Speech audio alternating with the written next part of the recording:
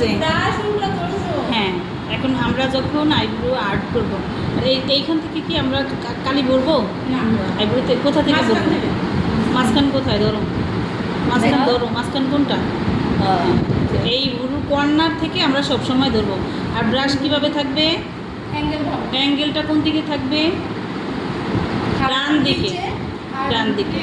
একদম ছোট ছোট নিচে ধরো, আবার ধরো। হ্যাঁ, টানো টানো, লম্বা লম্বা করে টানো।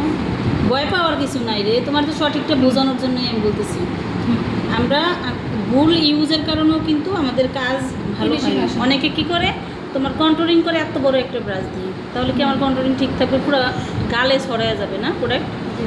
তো ওর হলো ব্রাশটা ধরা ভুল হয়েছিল, এবং আরেকটা ভুল ছিল, সেটা হলো এখানে দাও ব্রাশটা। সে হলো প্রোডাক্ট নিতেছে এইভাবে। আমরা কি এইভাবে প্রোডাক্ট ইউজ করব? শুধু এইভাবেই জাস্ট এরকম একটু সোয়াশ দিব, এতগুলো ভরাইয়া নিব না।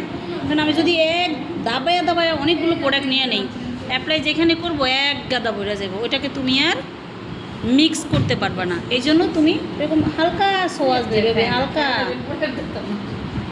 মেকআপ যখন তুমি করবা, এই যে গুরুত্বপূর্ণ বিষয় নিয়ে আলাপ করতেছি, মেকআপ যখন করবা তখন হইলো মানে আদর আদর বুঝো, আদর দিয়ে দিয়ে কাজ করবা তুমি। এই যে একটা সবটাতে এই যে প্রোডাক্ট নিবা খুবই আস্তে, একটুক নিবা, গুতা মেয়েরা সব নিয়ে নিবা না। এই থেকে যেমন খাইয়া ফেলছে ওই জন্য ভাইয়া ফেলছে, এরকম এরকম করে আঙ্গুল দিয়ে এমন গুতা দিছে, একদার উঠে গেছে, আরেকদার ডেবে গেছে। মানে আরো 5-6 বার আমরা যখন আবার এই অনেকে এই ব্রাশগুলো যখন ইউজ করে, এই ব্রাশগুলো কী করে, এরকম করে প্রোডাক্ট নেই, এরকম করে নিব না, এইভাবে নিব, এইভাবে।